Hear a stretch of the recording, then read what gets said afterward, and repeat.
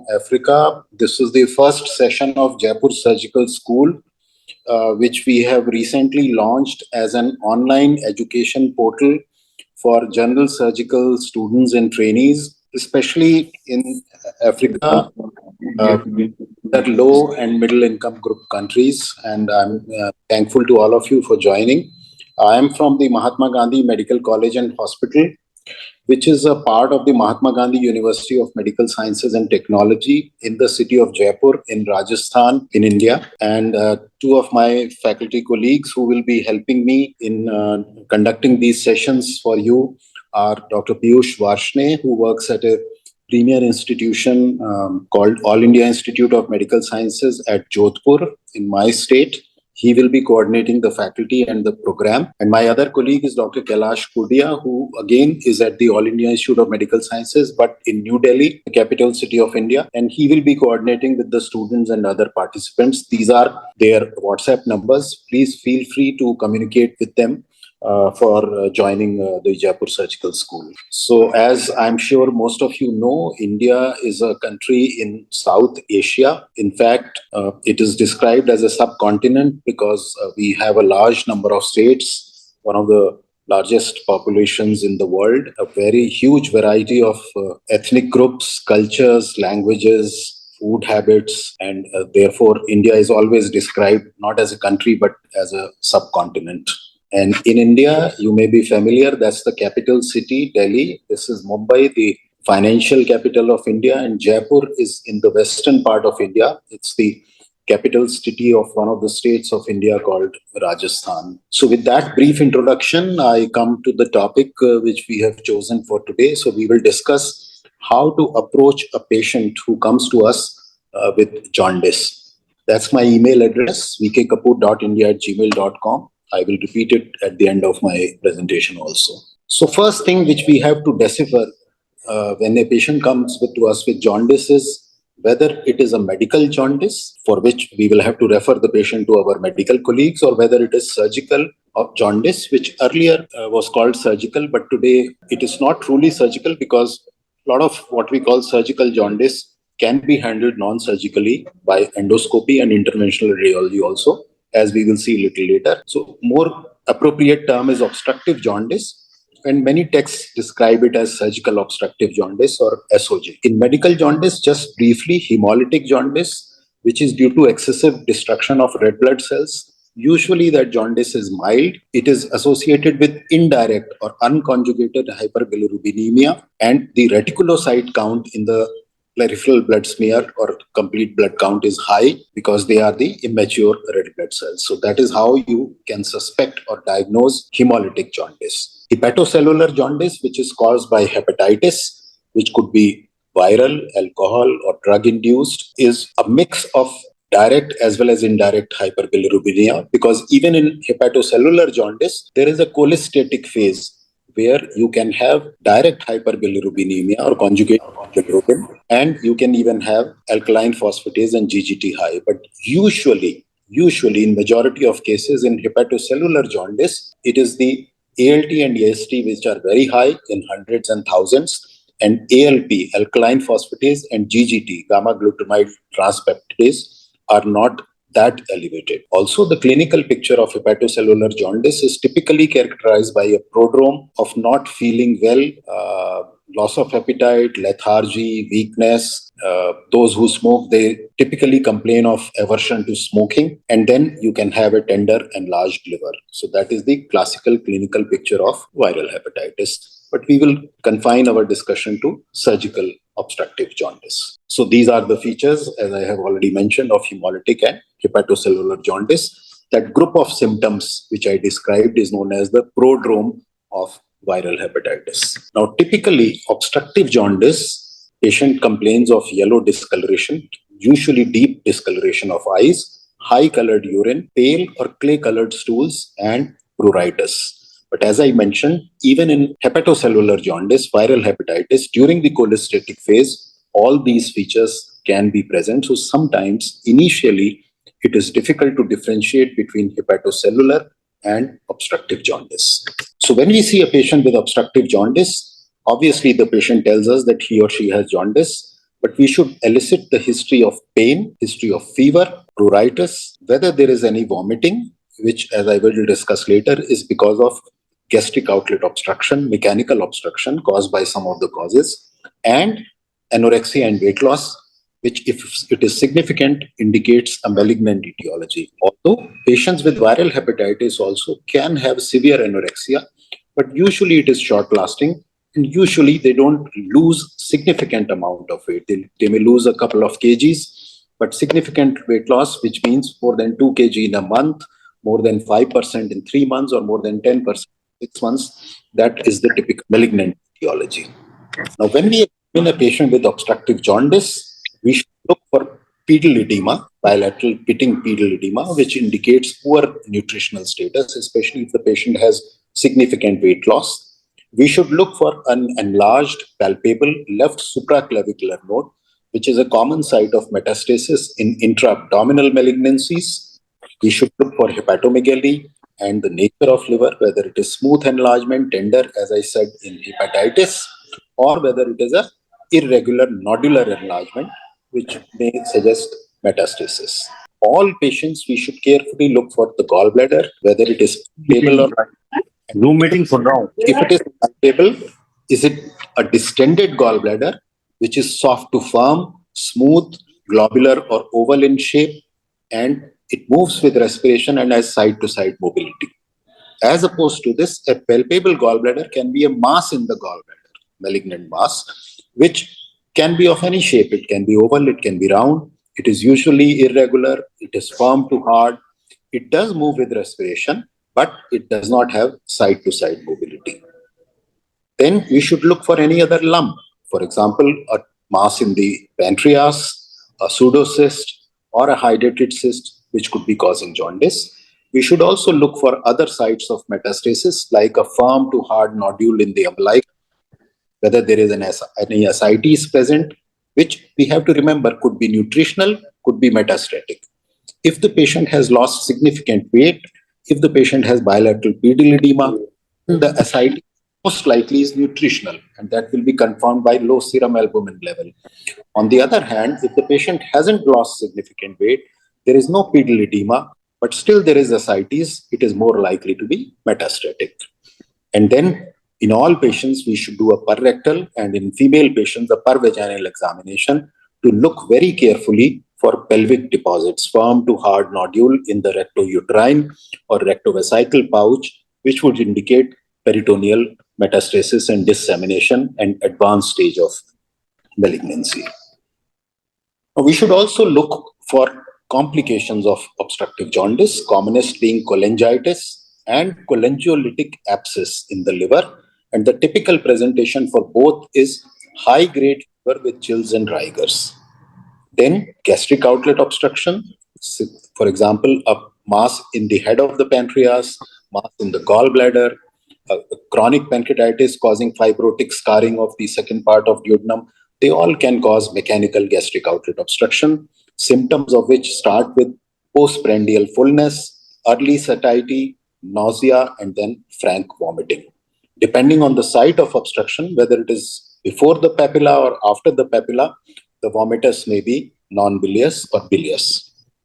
Patients who have long-standing history of obstructive jaundice, especially with recurrent episodes of cholangitis, tend to develop what is known as secondary biliary cirrhosis. It is different from primary cirrhosis of liver. That is why it is called secondary biliary cirrhosis.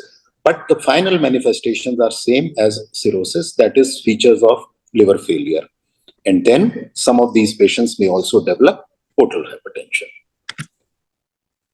Now, when we investigate a patient with jaundice, the confirmation that it is obstructive jaundice comes from liver function tests and ultrasound.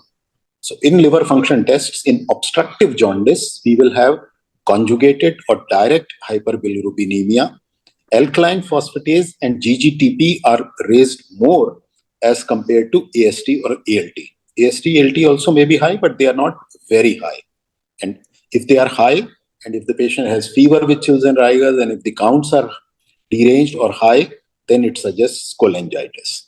We should also look at the albumin more as a nutritional parameter, but also as a liver synthetic function. And then PT, prothrombin time, and INR, which again indicate liver dysfunction or biliary obstruction. Both can cause deranged PT and INR. The confirmation comes from presence of what is known as intrahepatic biliary radical dilatation, which can be very well seen on ultrasound. So if you see dilated intrahepatic biliary radicals, then it confirms that this jaundice is obstructive jaundice. On the other hand, if even with high bilirubin, the IHBR are not dilated, then it means it is not obstructive jaundice, it is medical jaundice, either hemolytic or hepatocellular. Only in the initial stages of obstructive jaundice, there may not be IHBRD. So after 2-3 days, every patient with obstructive jaundice will have IHBRD. The common causes of obstructive jaundice as a group, the commonest cause is stone disease, CBD stones, secondary to gallstones. In the benign group, the next common cause is choledochal cyst, usually seen in children and young adults. In the malignant group, the 4 common causes, and this sequence is from North India. In other places where gallbladder cancer is not very common, gallbladder cancer will come last. So periampullary, pancreatic head cancer, cholangiocarcinoma, and gallbladder cancer. These are the common malignant causes. There are some less common causes. In the benign list, we have Mirizzi syndrome, which is a large stone in the neck of the gallbladder causing compression or obstruction or even fistulation into the CBD, a stricture in the bile duct, chronic pancreatitis causing biliary stricture. I've already mentioned choledochal cyst. A pseudocyst in the head of the pancreas can cause compression of bile duct. Hydrated cyst in the liver, especially if it is close to hilum, can cause obstructive jaundice. Enlarged nodes in the hepatoduodenal ligament and around the head of the pancreas because of tuberculosis, because of lymphoma, biliary atresia in neonates, portal biliopathy. Portal biliopathy is biliary obstruction caused by collaterals which are enlarged in presence of extrahepatic portal venous obstruction. Primary sclerosing cholangitis. Now, this is one condition where you may have biliary obstructive jaundice, but ducts may not be dilated, or at some places they are dilated and some places there are strictures, and parasites like Ascaris or other worms in the CBD. In malignant, the less common causes are liver metastasis, a mistake which frequently students make. They say that patient does not have liver metastasis because there is no jaundice. No, that is not correct. Liver mets very uncommonly cause jaundice. A liver met will cause jaundice only if the metastasis is large and it is situated close to the biliary ductal confluence, or if the liver is entirely studded and replaced by multiple bilobar metastasis.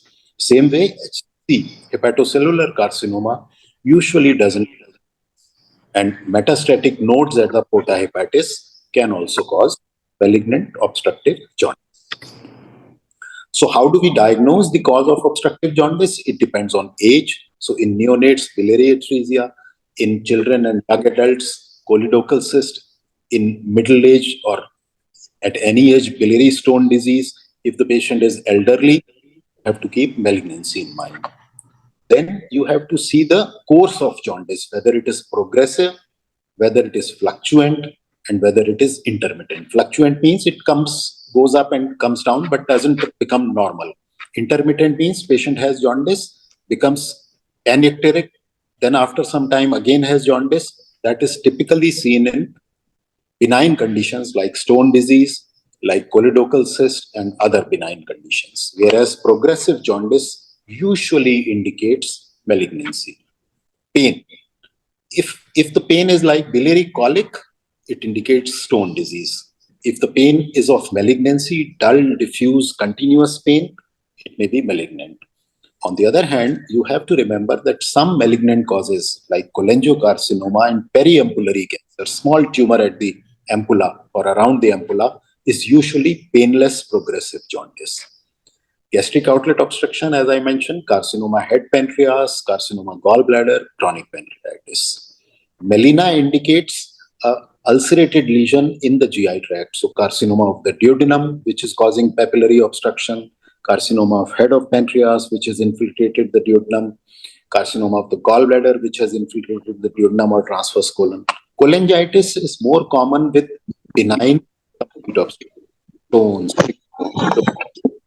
but it is seen in malignant obstruction also, less common. I have already said distended gallbladder means block at the lower end of CBD or a stone in the cystic duct which is causing mucocele. On the other hand, if you have a mass, it is a gallbladder cancer. You have to remember that a tumor in the neck of the gallbladder can also cause a distended gallbladder. So it can create confusion. And then whether a mass is palpable in the abdomen, usually a head pancreas mass, and on ultrasound, the level of obstruction. So if you see dilated intrahepatic biliary radicals, but the two ducts are not joining, that means confluence is blocked, hilar cholangiocarcinoma.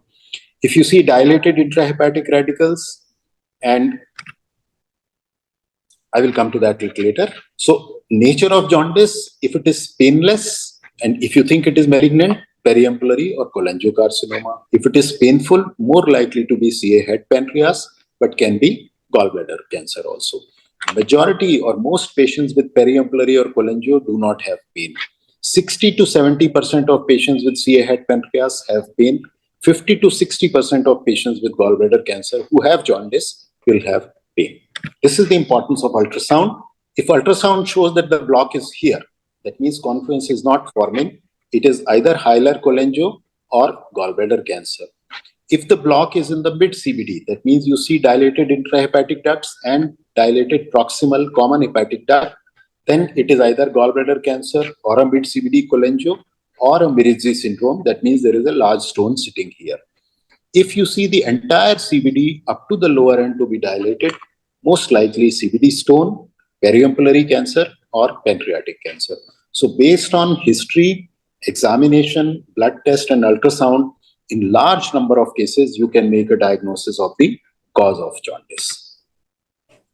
Again, if it is an upper block and you see a mass, more likely gallbladder cancer. If it is an upper block, you don't see a mass, cholangiocarcinoma. If it is a lower block, intermittent jaundice, stones. Lower block, progressive jaundice, but painless, periampullary. Lower block, progressive jaundice, painful, pancreas. So investigations for obstructive jaundice obviously include an ultrasound, and the target of or the aim of investigations is to arrive at a diagnosis, to see the level of obstruction, to find out the cause of obstruction, and then sometimes we do tumor markers, not for diagnosis, but as a prognosis, as a follow-up.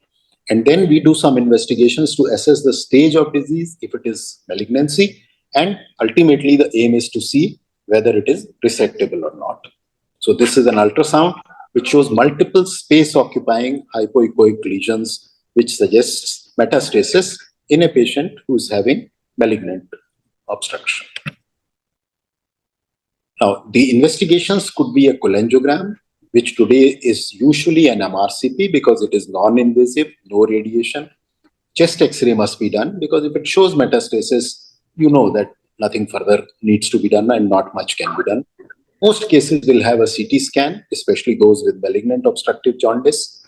Some may require an MR imaging also. Endoscopic ultrasound is very useful when CT or MRI do not show a mass lesion. And in many cancers now, we do a PET scan to look for distant metastasis.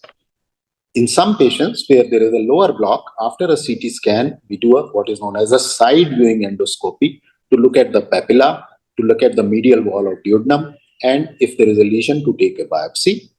If we suspect portal hypertension, like in secondary biliary cirrhosis, we could do an upper GI endoscopy to look for varices.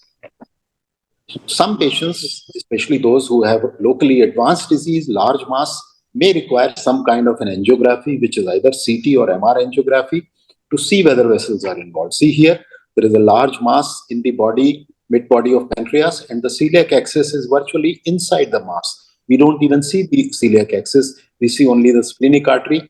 We see some part of the common hepatic artery. And then in many cancers now we do what is known as staging laparoscopy after a CT scan and after a PET scan to pick up small metastases. This is an endoscopic ultrasound. So this is the scope. and then you see various layers of the viscous, and you see the tumor here. So endoscopic ultrasound can very well delineate the depth of invasion. Cholangiography could be endoscopic retrograde cholangiography, which is the standard investigation for CBD stone, because at the same time you can remove the stones also. And it could be PTC, which is not done these days. Both ERC and PTC are invasive, so they are done only when you are planning a therapeutic intervention, like removing the stone, placing a stent, or dilating a stricture. Otherwise, for diagnosis, most of the times we do an MR cholangiogram. In some patients with stone disease, or say in biliary atresia, a peroperative cholangiogram can be done. So some examples, this is an ERC which shows a mid-CBD stricture, but in a case like this today, most people will do an MRCP. Again, this is a PTC which shows a biliary stricture after cholecystectomy. Again, in most cases today, we will do an MR cholangiogram. This is an MR cholangiogram, shows hugely dilated CBD till lower end, dilated pancreatic duct, and no mass here. Both the ducts are meeting each other. So most likely a small tumor, a periampullary cancer. And this is a peroperative cholangiogram during lap chole. You can see the trocars, and this is to pick up a stone in the CBD. So in obstructive jaundice, what is the role of CT? If ultrasound shows that it is surgical obstructive jaundice, because there is IHBRD, and the block is at the lower end, and you don't see a mass, then it is more likely to be a periampullary cancer. See again, dilated CBD, dilated pancreatic duct, that's the normal pancreas, this is the SMV, and there is no mass here. So it is a periampullary cancer.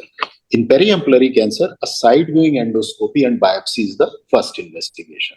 Then you do CT. On the other hand, if ultrasound shows a mass in the pancreas, first you do a CT scan to evaluate the relationship of the mass to the vessels, especially this is the superior mesenteric artery, this is the superior mesenteric vein. And if CT shows resectable lesion, no metastasis, then either directly or after a PET scan, we will do a staging laparoscopy. What is the role of tissue diagnosis? How can tissue diagnosis be obtained? So tissue diagnosis can be obtained by side-viewing endoscopy, a biopsy from an ulcerated lesion. If you don't see a lesion, you put a brush inside the CBD or pancreatic duct and then get some cells. Or you can take the bile or the pancreatic juice and do cytology. You can do an endoscopic ultrasound, see the mass, and then do a targeted FNAC. In unresectable cases, you can do a trans-abdominal FNAC. It is not to be done in resectable cases. And now we have what is known as a cholangioscope.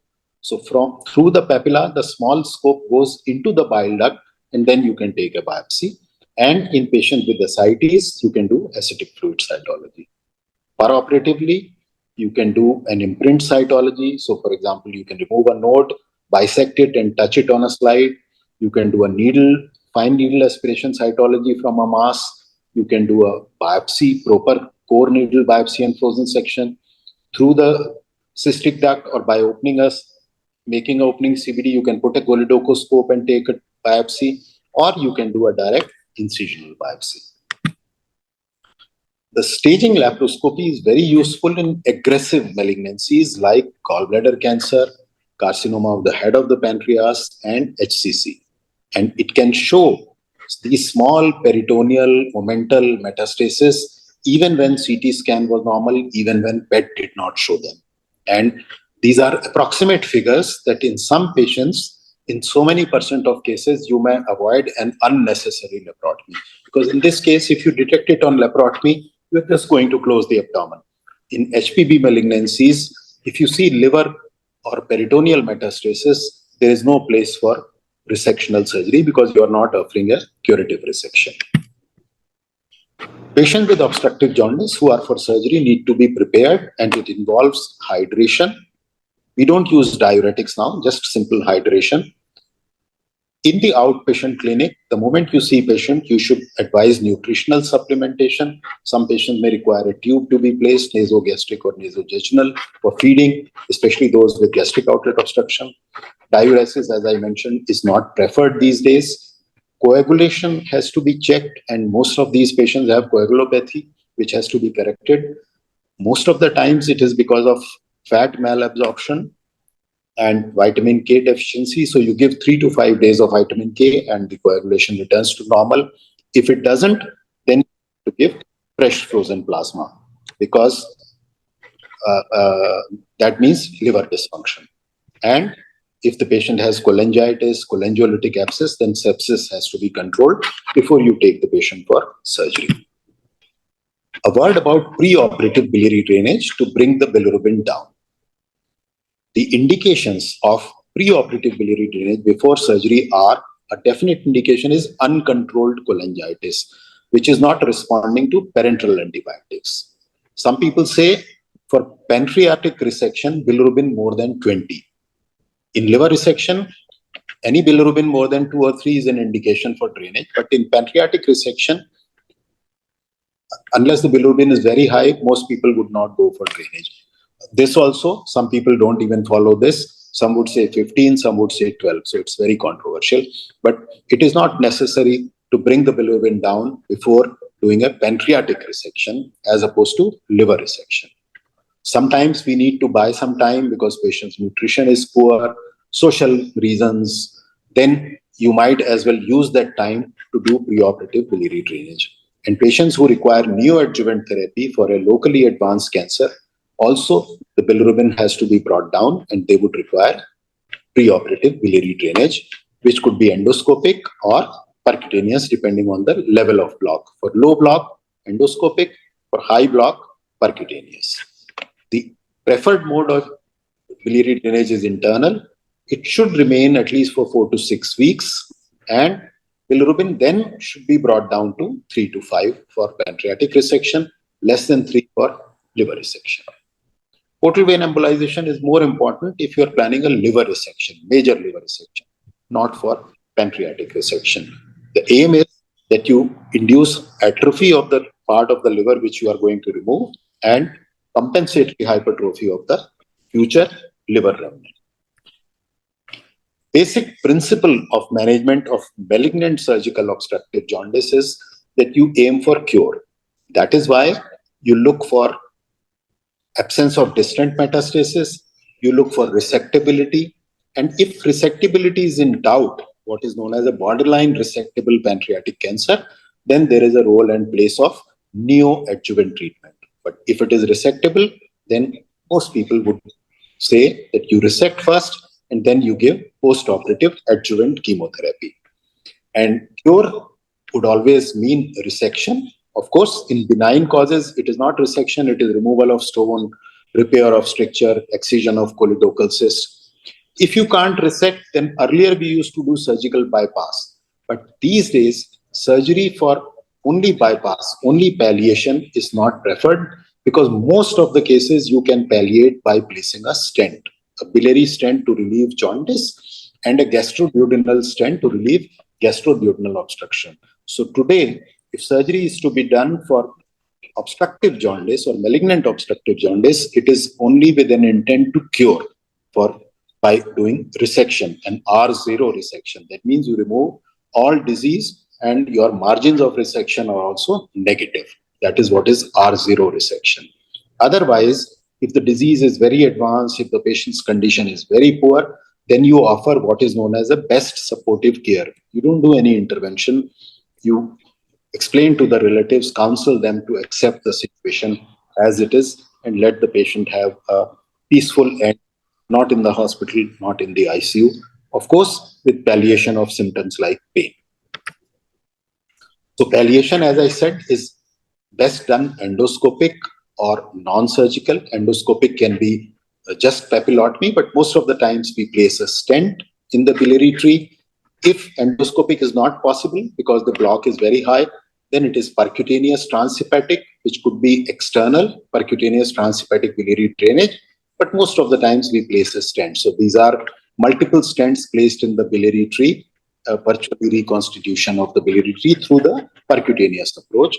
And here very faintly you can see a gastroduodenal stent to take care of the gastric outlet obstruction. And sometimes we place a PTBD through which a radioactive wire is passed, which takes care of the tumor.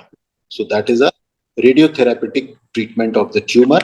It controls the tumors to some extent, mainly as a palliative procedure, and increases the patency of the stent. The stent remains open for a longer time and doesn't get blocked by the tumor. So there are a few more slides which deal with treatment of specific conditions, but I think we are already about 35 minutes. So I'll stop there. And if there are any specific questions related to these conditions, then maybe I will address them later. But we will go back to comments by the faculty who are present there, and then I will take questions from the students. So let me see who all. Dr. Piyush Varshne is there. Piyush, you would like to add anything? No, sir. Nisar is there. Dr. Nisar Hamdani is a GI surgeon in Srinagar in the state of Kashmir. Nisar, you would like to add anything for the sake of students? Anything which I might have missed? So now all the participants, one by one, please go ahead, raise your hand or unmute yourself and ask any question. I see Dr. Lamine, Dr. Josui, Dr. Raymond. Some of these names are very familiar. Dr. Raymond, do you want to come in? Yeah, Dr. Lamine, please unmute yourself. Yes, please put your microphone on. You can put your camera also so that we can all see you. Yes, please go ahead and ask the question. Hello, everybody. Thank you, Professor Kapoor, for this opportunity. I'm Dr. Lamine Gueye from Senegal. I'm a general surgeon. And I would like to thank Professor Kapoor and all his team for this opportunity. I remember we met in Verona in the YASGO Congress, and he invited us to attend this course. These courses are very interesting for us as surgical practitioners, but also as surgical trainees. There are a lot of surgical trainees in the course. And I would like to ask a question about the role of tumor markers in cholestatic patients, CA19-9. Do you think that it is for a prognosis intention or diagnosis? Because if I remember, we said that systematically, when we have cholestasis, these tumor markers are very high and it is not reliable for the diagnosis. I don't know what is your point. Yes, very true. That if the patient has jaundice, then the tumor marker level may be high even if there is no malignancy. So ideally, the tumor marker level should be estimated once the jaundice has been taken care of by biliary drainage. Secondly, tumor markers' role is not so much in the diagnosis of malignancy as it is in prognostication. Some people use it to indicate a PET scan. For example, in a pancreas, many people would use a tumor marker level to indicate whether a PET scan should be done or should not be done. So if the level is high, very high, say more 400, 500, CA99, then many groups would go for a PET scan. Otherwise, they don't do it as a routine. Some groups use it to decide whether the patient should receive neoadjuvant treatment. So if the tumor marker level is very high, they would give neoadjuvant treatment, even if the tumor is resectable, because the outcome is not going to be very good. Third indication is as a screening for staging laparoscopy. Some groups use staging laparoscopy as a routine. Others do selective staging laparoscopy if the tumor is large, if the tumor is borderline resectable, or if the tumor marker level is very high. So that is one role of tumor marker. Other is to assess the response to neoadjuvant treatment. So it assesses the biological response. There are many ways by which response to neoadjuvant treatment can be assessed. It could be clinical, it could be imaging, it could be tumor marker, it could be PET scan. So tumor marker level can be used for assessing the response to neoadjuvant treatment. And lastly, it is useful in follow-up. That if the tumor marker level has come down after resection and then in follow-up it increases again, you start suspecting that there is a recurrence or metastasis and you do vigorous screening of the patient. One situation where some people would use tumor marker to differentiate between benign and malignant is when you have a mass in the head of the pancreas in the background of chronic pancreatitis to differentiate between an inflammatory head mass and a malignant head mass. So tumor marker is one of the modalities. There are others like CT, diffusion weighted MRI, PET scan that people use to differentiate between a benign and malignant head mass. Thank you very much. I have a last. Okay. I have a last question about the patient who present, for example, a pancreatic head cancer, who are resectable, but they have a very high bilirubin level. So we understand that maybe the optimal treatment is derivation by stent endoscopic. But in our context, it is done in a private setting, and most of the patient cannot afford it. So the other possibility could be the percutaneous drainage, external drainage. But with our little experience, we see that many of these patients who benefit from external drainage in general, as there is a very high rate of morbidity with dehydration and so on. My question is, do you think that for this kind of patient, we could consider surgical bypass as a bridge to resection? Yes. So 2 points. One is the definite indication of biliary drainage before pancreatic resection is only uncontrolled cholangitis. Cholangitis, which is not responding to 24, 48, 72 hours of good broad spectrum parenteral antibiotics after admitting the patient to the hospital. The other indications like bilirubin level is a very debatable, very controversial. As I said, there are groups, including ours, which believe that even if the bilirubin level is more than 20, 25, it doesn't matter. If the patient has no cholangitis and if there is no coagulopathy, we will go and resect. On the other hand, there are others who would say, no, if the bilirubin is very high, we would not operate. We will try to bring the bilirubin down, and the cutoff could be 20, 15, some reports even say 12. So it's a personal choice. There is no definite opinion on that. Second is the method of biliary drainage. Of course, ideal is endoscopic because it is internal. Bile goes where it should go, and there's no tube hanging out, so risk of infection is less as compared to percutaneous. But as you said, that in your setup, if the endoscopic intervention is not available expertise, then percutaneous. The disadvantage of percutaneous is that it is a little more invasive than endoscopic. It is an external drainage. You can refeed the bile if it is clear, if it is not turbid, if it is not infected. It can be refed, mixed with food or mixed with a sweet solution, but it is difficult. Third option you said is a surgical bypass as a biliary drainage. Now, in India, as well as in most developing and developed countries, today nobody would do a surgical bypass as a preparation for future resection or even as a palliation because endoscopic and radiological intervention is available. But if your logistics are such that you have no endoscopic drainage, you have no percutaneous drainage, or patient cannot afford it, I suppose it can be done. I remember that one of the institutions in the country till about 20 or 25 years ago used to do this. So it is not that something which has not been done. They would do, because most of these cases will be periumbulary or pancreatic head cancer. Cystic duct is patent, gallbladder is well distended.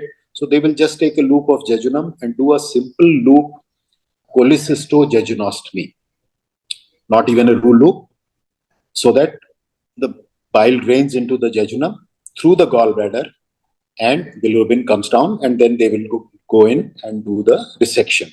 So if your situations are such, I don't think there is anything against it, although theoretically speaking, from the point of view of students, if you are asked a question in the exam, it is endoscopic, then percutaneous, and then surgical.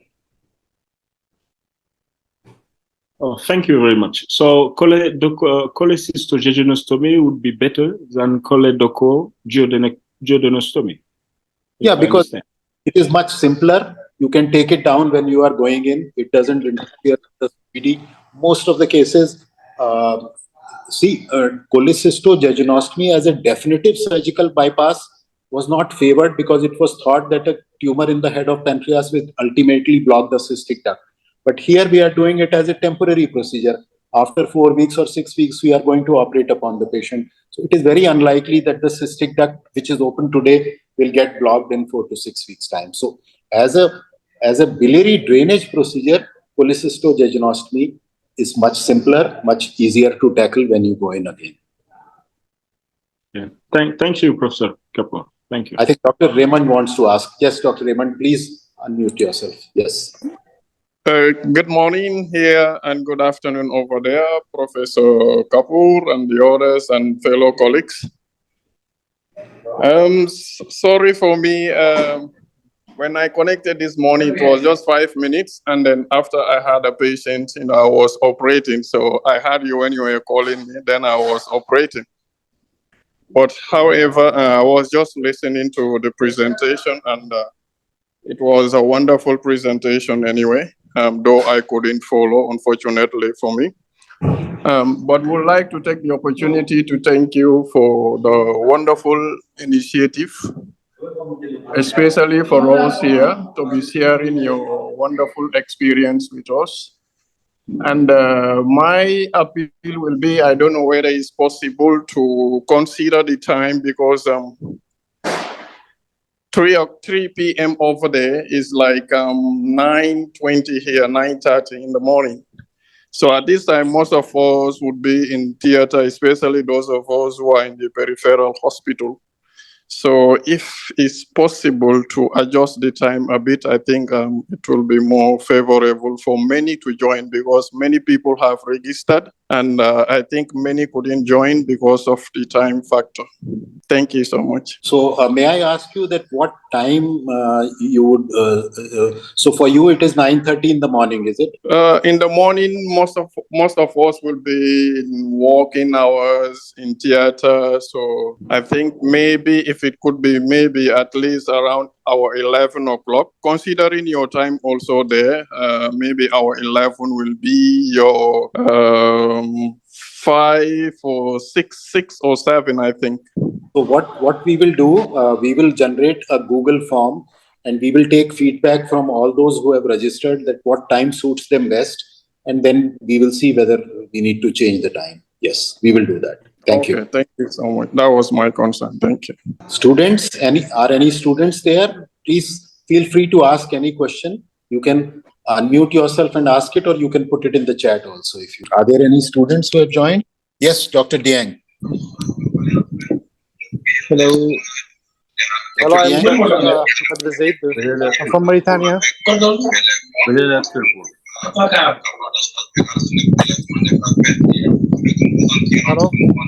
Yes, Dr. Mohammed, ask your question. Hello. I'm from Mauritania. Thank you for this wonderful initiative. This course was very interesting, and I have a question about the option of palliative treatment of cancer of pancreas. Yes. About if we have if it's not resectable cancer. Yes. But better to do. Yes. In our condition, we have no condition of the reanimation, and we will do palliative treatment. So, Nisar, can you please take that question? I have to take a call. Nisar, can you please? Hi, I'm Dr. Nisar Amdani. I'll be responding to this query. Regarding palliation of CA head of pancreas, we have to see what symptoms we need to palliate. We have to identify exactly what are the complaints. One, whether jaundice needs to be palliated. If Yes, it is jaundice. yes, number one, jaundice needs to be palliated. Yes. If there is hyperbilirubinemia, then an ERCP stent, preferably a metallic stent, would be desirable. Number two, patients may have gastric outlet obstruction.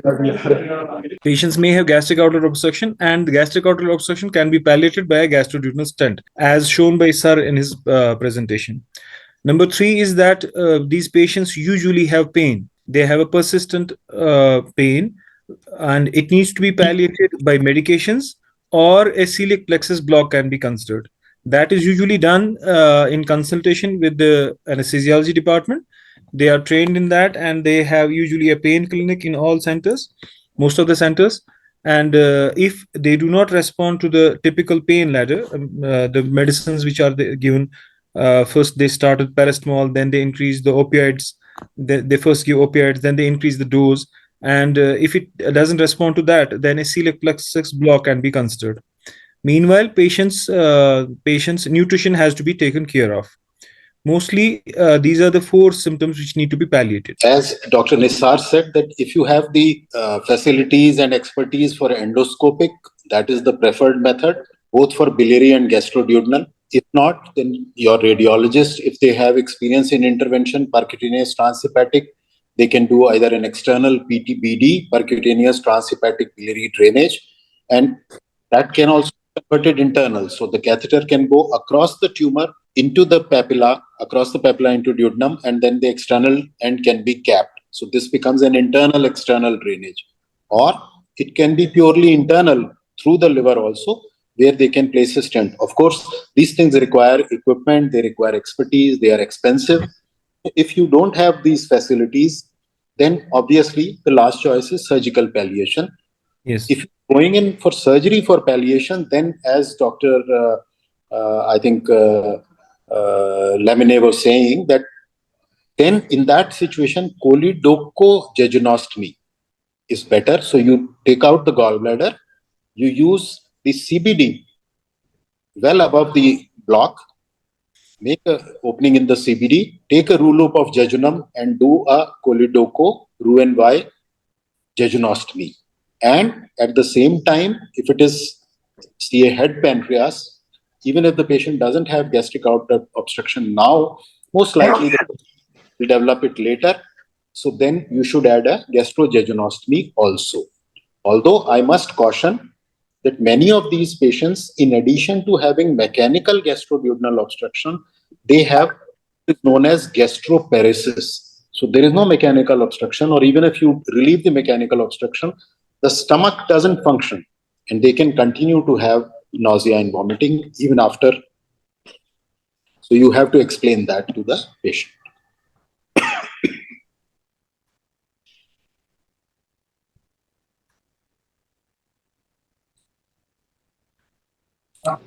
Okay, thank you. Thank you very much. Dr. Ahmed, you want to ask something? No. Thank you.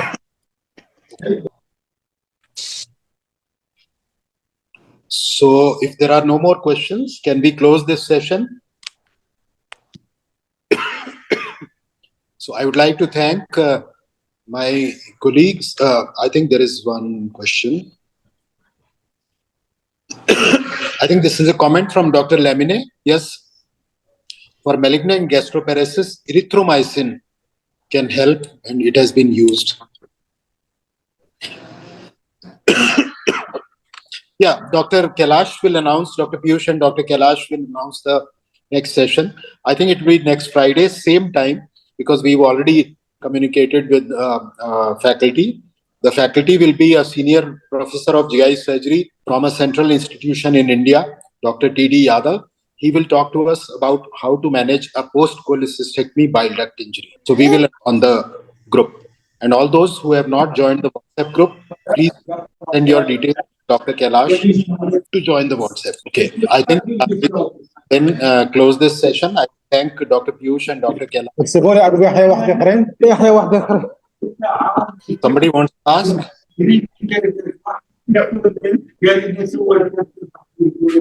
Hear you.